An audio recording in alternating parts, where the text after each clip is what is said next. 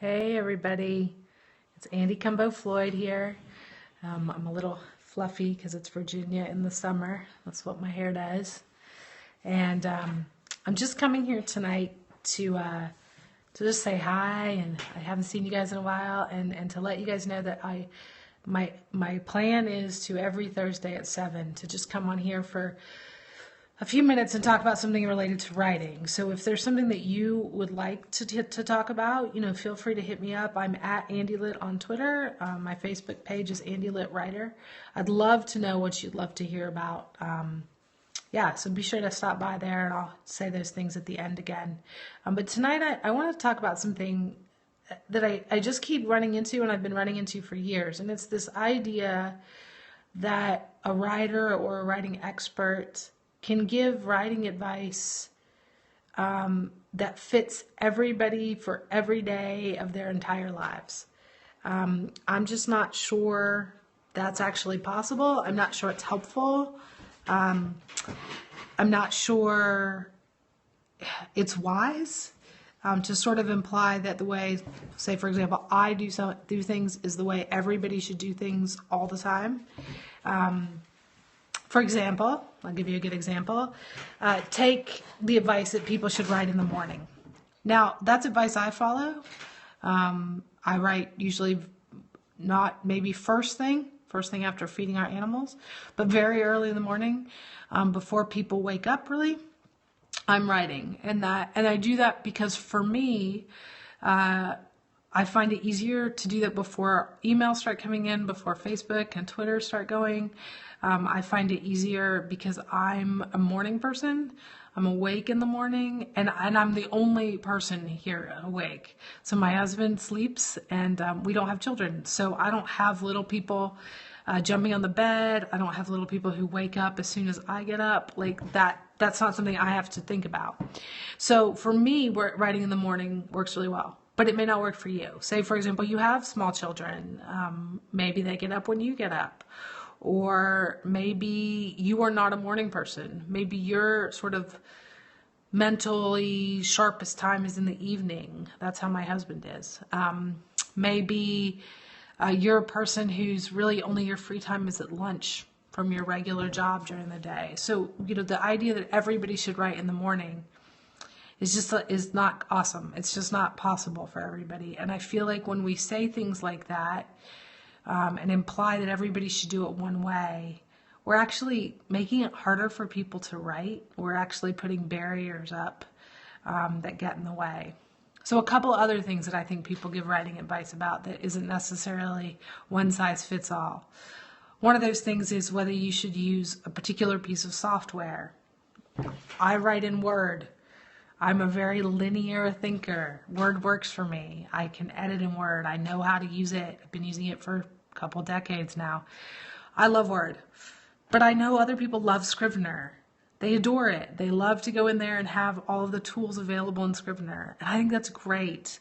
I think you have to try stuff and see what works for you. But this idea that we all have to do things the same way, it's just, I think, harmful and actually just deceptive. I don't really think that's true. Another thing people say is you have to either outline or you have to just go with it. I do both. I know some people who actively outline everything, like they like all the details down. And I know some people who don't outline at all and just wing it. I do sort of a in between. I think it can be, you can do whatever you want, whatever works for you. So I just wanted to come on here tonight and just tell you that, if you're hearing somebody give one size fits all advice, ask yourself a couple questions. Like, first of all, is that something that you can give that kind of advice about? And if it is, great. For example, I think it's really important that people write regularly. I think that's pretty one size fits all, but what regularly means really isn't. If it's not one size fits all advice, then you need to ask yourself the question of, why is that person acting like it is? Is it because they genuinely believe that? Okay, maybe that's great.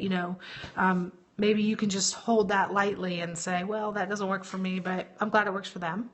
Or is it because they have an agenda behind why they say that? Are they, selling something related to that? Or bolstering their own ego by having hard and fast rules that they're trying to apply to other people?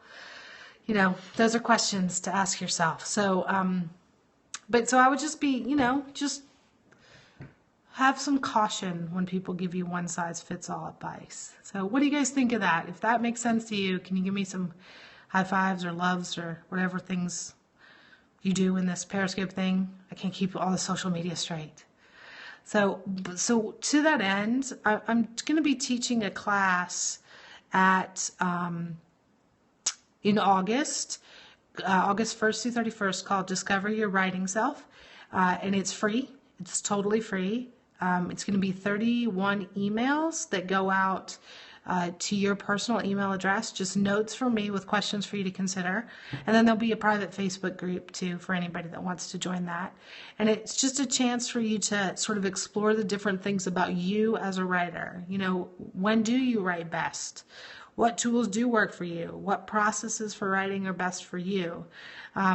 With the idea that best for you right now might not be the best for you in 2 years. It might not be the best for you in 2 weeks. So the course starts August 1st, and to sign up, it's totally free. There's absolutely no catch. There's no sales or pitch that's coming like suddenly at the end. Hi, Lizzie. There's nothing that's going to show up, later. I am going to write a book based on the course, but that's just going to be to help me. The course is going to help me sort of finalize the book, but the course itself is totally free. So if you're interested in sort of exploring who you are as a writer, you can go to my website. It's called andylit.com, and the website is andylit.com/DYWS. So Discover Your Writing Self. So that's andylit.com, DYWS. And you can sign up there. There's more details. And I sound like Melissa McCarthy. Now that is a huge compliment. Thanks, Lizzie. So if you're interested in exploring, just things like why do you write and who's your audience? Maybe you've got many audiences. Maybe you just particularly write for one group. Maybe it's that you really want to explore what kind of schedule works for you at your life at this moment. The course is going to be all about that. So my hope with the course is to kind of encourage all of us to think about ourselves as individual writers, and to think about how we work best, because I think when we work best for ourselves, our writing is better. And of course, who doesn't love that, right? So it's a free course. Again, that's at andylit.com/DYWS. So please come and join us. And again, if you have questions about writing or things you'd like to talk about, or really just have me talk about from my dining room, please let me know. Again, you can find me on Twitter at AndyLit, and you can find me on Facebook at AndyLitWriter. And Lizzie, I do not know a woman named Monica Heaton, but I'll maybe look her up when I get off of here. So thank you all. If you enjoy this broadcast, please feel free to share it. I'll be posting it on Facebook soon, and it will be, of course, on Twitter as soon as we're done. So thank you all. And I'll be here next Thursday. That's the day it is now, right? At 7 p.m. Eastern. So shoot me a note with whatever writing questions you might have. I'd love to hear what you're thinking about and seeing if I can talk to that a little bit. Thanks, guys. Have a great night.